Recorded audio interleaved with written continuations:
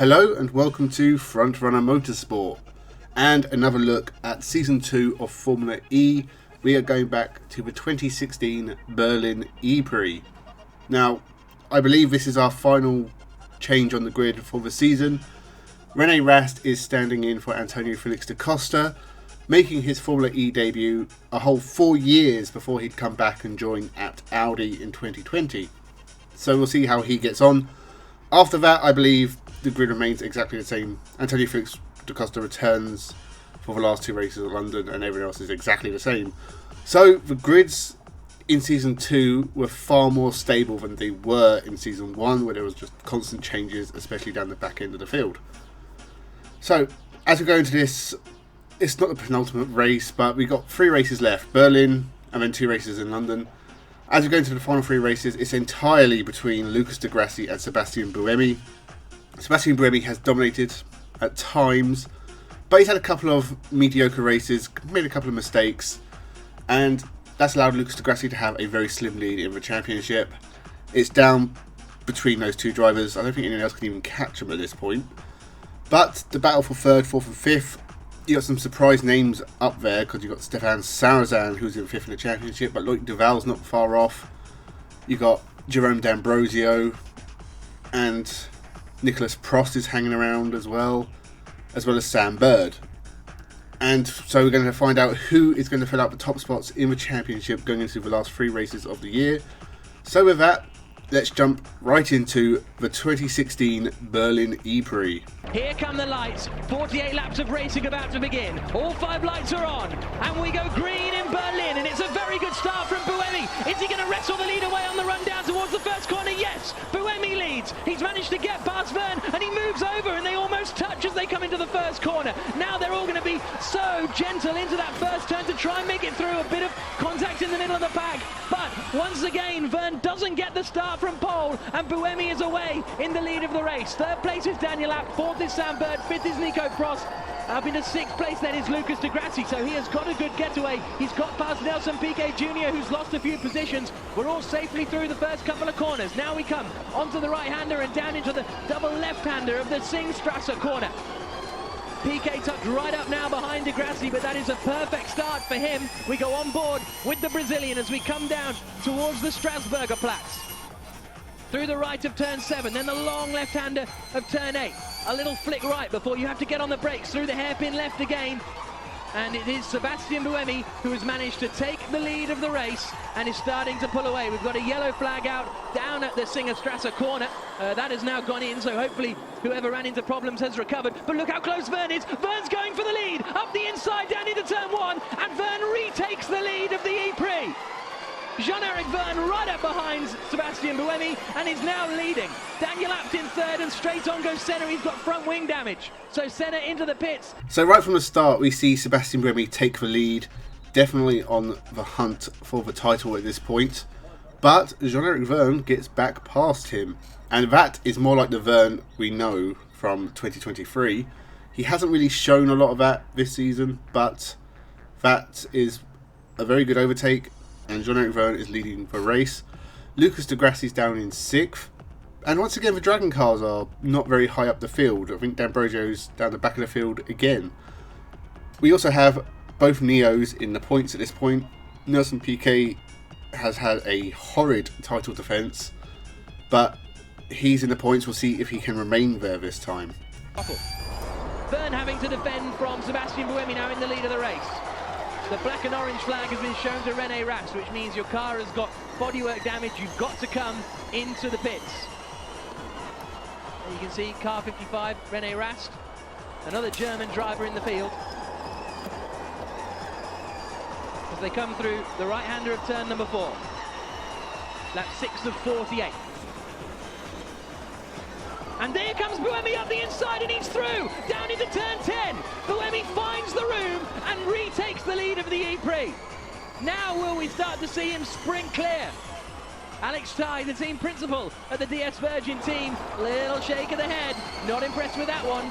Very impressive to get that move done down into that left-hander of Singerstrasse. And Buemi is back through, and it was one hell of a move. Looked a bit dodgy, but I'm surprised they didn't make contact, or more contact. I think they did brush up against each other. But doesn't matter, Buemi has got through and is now leading the Berlin E-Prix again. Bad debut for Rene Rast. He's got damage. He's been called into the pits, which is a shame. I was hoping to see a bit more from him. I'd actually forgotten he'd made his Formula E debut this far back. But race continues, and we have Buemi leading from both Virgins and Daniel Abt. So that is Jean-Eric Verne being told we've got the same amount of energy as Daniel Abt. There's also a black flag with an orange disc. He's out of reach. Okay, so Verne saying no point in chasing down Buemi. Sam Bird is getting a black flag with an orange disc as well, just for that slightly loose front nose, and very, very wide there from Jean-Eric Verne as he came through 7, 8 and 9. As here now comes Sebastian Buemi leading the way. Okay. Verne again. I know, Sam, we need to respect what they're saying. Oh, Bird's going to have to come into the pits. He's going to have to... Sam, stay out one more lap. Stay out one more lap. We're going to argue it more. Okay. To me... 16.92. It's not falling off, guys. It's fine. I know. They seem really sensitive. There are already black flags, 1 or 2 other cars on this. They seem really sensitive. So Sam Bird has got a black and orange flag for a piece of... I think it's the wheel arch over his front left.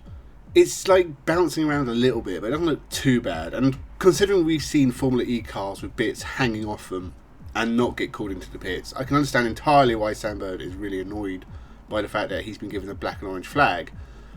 He's the 3rd car to be called in for bodywork damage, and it seems really dumb because we've got a really good fight between 5 cars for 2nd place. Sebastian Buemi has cleared off, but they're going to ruin it by bringing Sam Bird in just for this little bit of damage, like mild damage.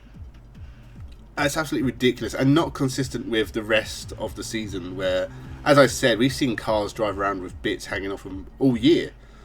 But this would ruin Sam Bird's race, and hopefully they ignore it. But I'm sure eventually he's going to come in and have to tear that piece off or change cars entirely. We'll have to see. Robin Freins has got up into 8th position. Here's a replay of Robin Freins getting up into 8th position. Up the inside of Loic Duval, locks the rears and manages to handbrake turn his way through.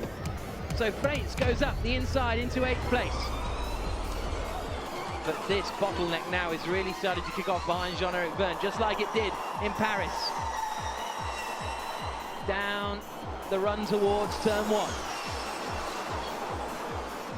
And there's the look from Daniel Abt. He's got the move done. Is he going to get it stopped though? They're both locking their wheels, and Abt does get it turned in. So Daniel Abt through into 2nd position. Well, we're not even a quarter of the way through this race and plenty has happened. Robin Freins gets past Loic Duval almost sideways. I'm not sure how he didn't just plough into Duval, but it was a really good move from Robin Freins, who has driven really well this season, hasn't really had a lot to show for it. And Daniel Abt has got past Jean-Eric Verne. Verne is dropping back, but it was a good move from Abt and probably the best driving we've seen from him in nearly 2 seasons of Formula E. He's in 2nd place and doing really well. Sam Bird is going to have to come in and change his front nose cone, and Oliver Turvey as well, who was also in the points for Nextev, he's had to come in as well. PK's dropped out of the points, so those drivers all suffering. Advantage over Sebastian Buemi, and only 4 laps or so to get another couple of percent. So that's a very, obviously the engineers in the garages have a much better view of that. And a little bit of bodywork there has come off at the chicane. I'm not sure if that came off one of these cars. It did, it came off Jean-Eric Verne, look, the front right. So Jean-Eric Verne clouting those cones on the inside, and that has sent the front right part of the front wing off. Let's look at it again. Of course, understood. Bang. It went under the front wheel of Verne briefly. And that debris now on the circuit, so whether that throws a full course yellow or a safety car, I'd be surprised. So the race has calmed down quite a lot. Loic Duval is going backwards in his Dragon. Dragon really struggling this weekend, but Andretti, on the other hand, are doing very well. Freins is 7th, Di Silvestro is 8th. I think the best performance from both cars at a single race this year. And Jean-Eric Vergne has damaged his car, but we are getting close to the pit stops anyway, so I don't think it's going to make too much of a difference. He is definitely the bottleneck because since Abt got past, he's cleared off as well. Buemi is way out in front, but Prost and Degrassi are kind of stuck behind Vergne at the moment. Degrassi is obviously in with a shout for the championship. He's directly in the championship fight. It's not doing him any favours to be stuck back here. We are almost halfway. The pit stops are going to happen soon. Degrassi's going to try and go a lap longer, so a different strategy might help him. But it has calmed down a lot. The first quarter of the race was pretty crazy, and as we reach the pit stops, we're going to see if that's going to pick up again. On board with Lucas Degrassi, who's got 10% usable energy remaining. So I think Degrassi can get 2 more laps out of this. As they come down into the left-hander, and Prost sells the dummy, but he's not quite close enough. A lock-up from Vergne. But as I say, I think we're going to see everyone in on this lap except for Degrassi. Now listen to Degrassi here. And here comes the look from Prost up the inside, going into the chicane, and he's still not close enough. And Vergne loses his front wing. And surely he's not going to be able to hold that position. He's not. Through goes Nico Prost. Vergne pushing too hard, flies into the air. I saw box, tight on energy. So that's Jean-Eric Vergne being told we're really tight on energy. So not only have you not got a front wing, you've also got to try and save as much energy as possible for the last kilometre.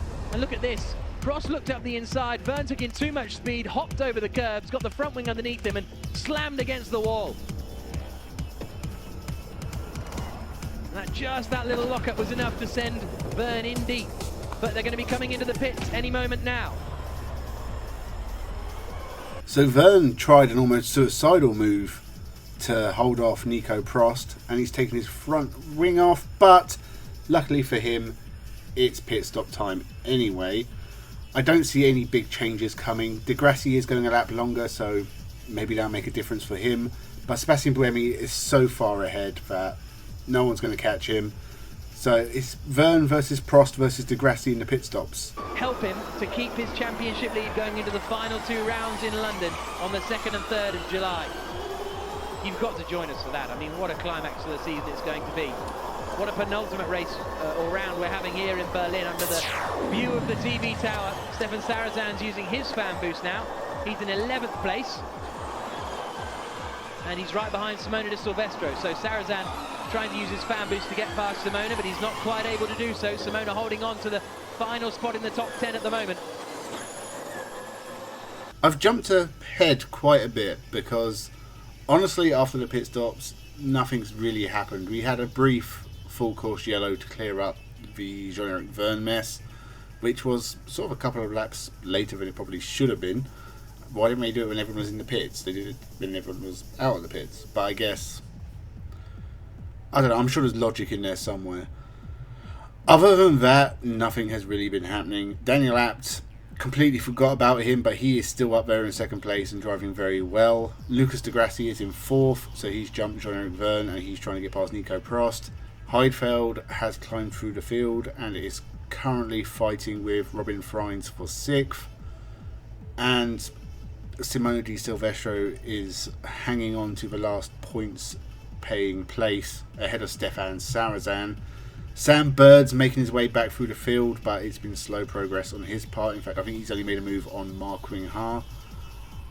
Other than that, nothing has really happened, so it's not been...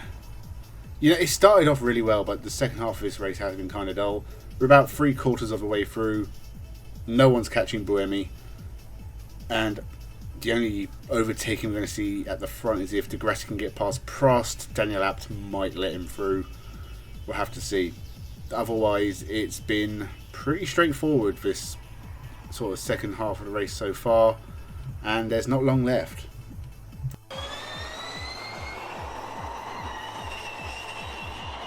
Here we go, down towards turn 1 again. We've got 10 laps to go. A full 1%. 1%. De Grassi sells the dummy up the inside, and that's third place. He line crossed up by going around the outside of the previous lap. He thought he was going to do the same thing. Good move. And De Grassi sells the dummy and he's into third spot. Perfect racing from the Brazilian.